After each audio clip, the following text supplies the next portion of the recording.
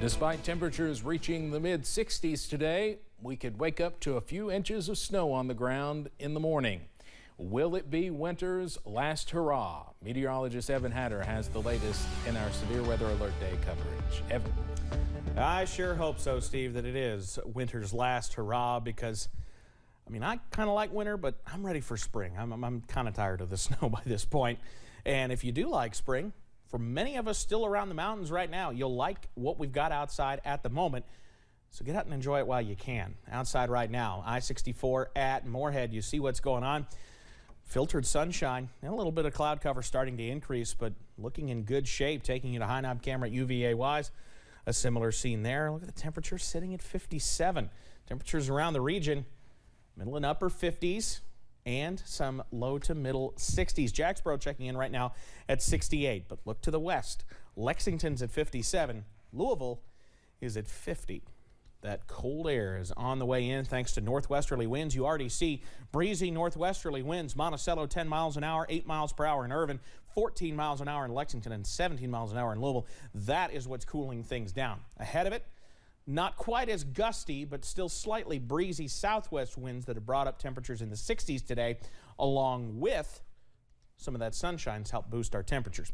Right now, a couple of sprinkles trying to work into the Cumberland Valley. That's that first kind of salvo, if you will, for Mother Nature of this particular system as the cold front marches to the east. The snow, however, still back on the other side of the Ohio River. And as you head up toward the Ozarks, that's where we've got even more snow on the way. And it's that area that's headed up closer to our direction as we head into tonight. So for tonight, into the mid-20s, rain turns to snow, and some of that snow could be heavy at times, overcoming the warm ground to give us the possibility for accumulating snow overnight.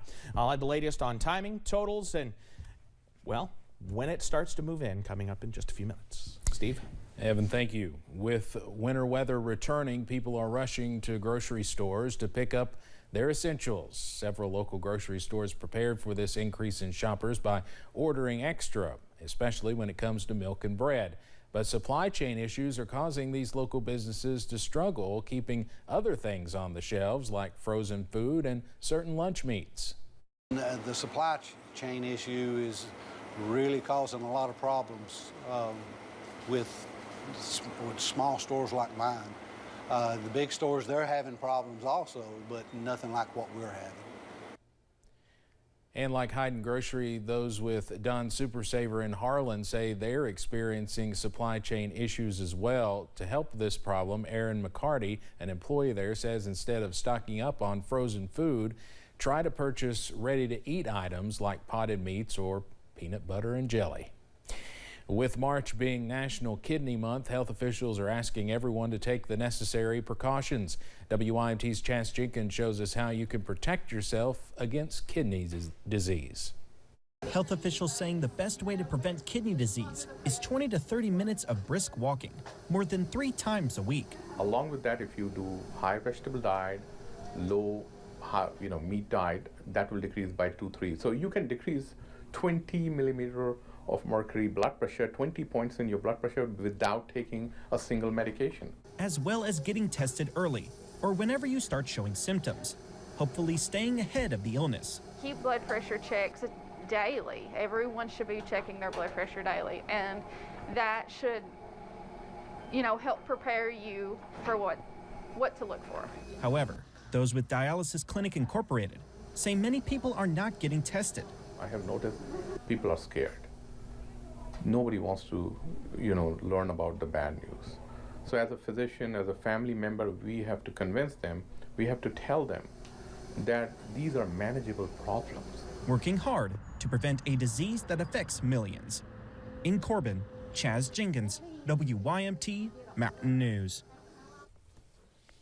Dr. Hosny says he hopes to see more people get tested for kidney disease. He says many people are not even aware they have it. Open Doors Counseling Center in Prestonsburg was hit by vandals this week. Center employees showed up to work yesterday only to find several eggs smashed on the windows and front sidewalk and an uncracked egg found in the bushes. Owner Kyle Hall took to Facebook with a call to action saying he was shocked by the incident.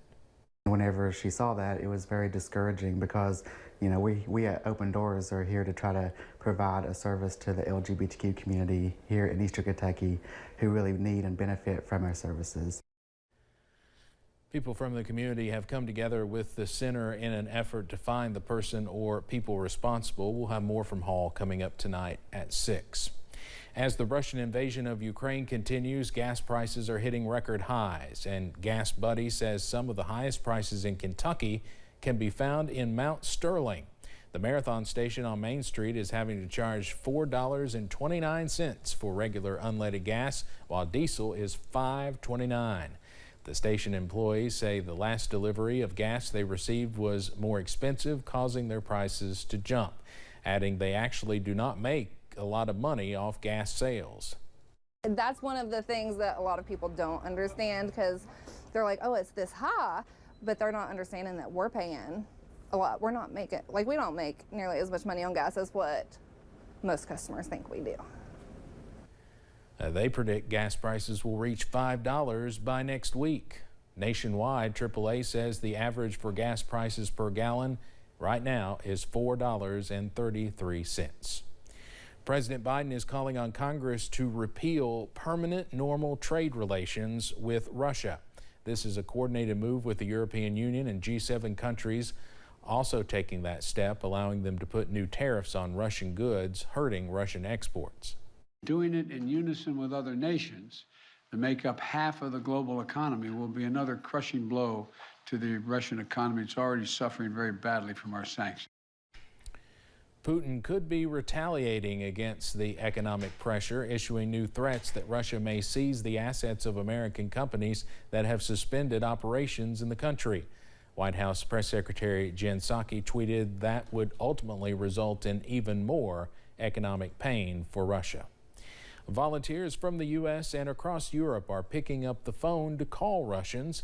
It's a project aimed at countering the Kremlin's control of state media during the war in Ukraine. CBS's Tina Kraus reports. From his office in Lithuania, Tomas is cold calling residents of Russia to talk about the war in Ukraine, but few people want to chat. Out of all those 40 to 50 calls, I only had one meaningful, constructive conversation.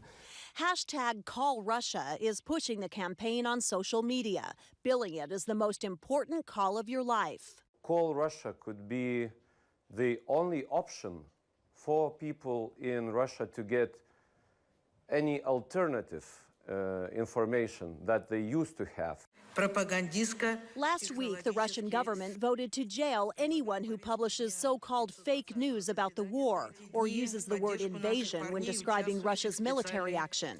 News staff at this independent TV station walked off the set. Nearly all non-state broadcasters have since shut down.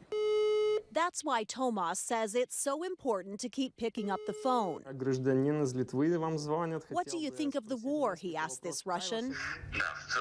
The man answers, I don't see anything good in it. I'm against it. I have relatives in Ukraine. The Kremlin calls its actions in Ukraine a special military operation to disarm its neighbor and get rid of neo-Nazi leaders. Campaigners say with Putin unwilling to dial down his rhetoric, they'll keep calling Russians to counter his propaganda. Tina Kraus, CBS News. Call Russia says volunteers across the U.S. and Europe have placed more than 30,000 calls this week from an open database of phone numbers in Russia. Firefighters on Long Island are doing their part to support Ukrainians in a slightly different manner, teaming up with a local pizzeria to hold a meatball eating contest earlier this week to raise money for the Ukrainian relief efforts. Not only that, they also put on Long Island's first Best Meatball Contest. Winners were in the running for $1,000 in cash or a tank filled with gas. Competitors and spectators were encouraged to stick around for more than the meatballs, as all of the day's sales were donated to the Ukrainian Congress Committee of America. Coming up on First at 4, many people are looking forward to their tax refunds to help offset higher costs this year, but they may be waiting longer than expected. And snow is on the way later tonight and into tomorrow. You see the cloudy skies out at London Corbin Airport. I'll have the very latest timing and totals straight ahead.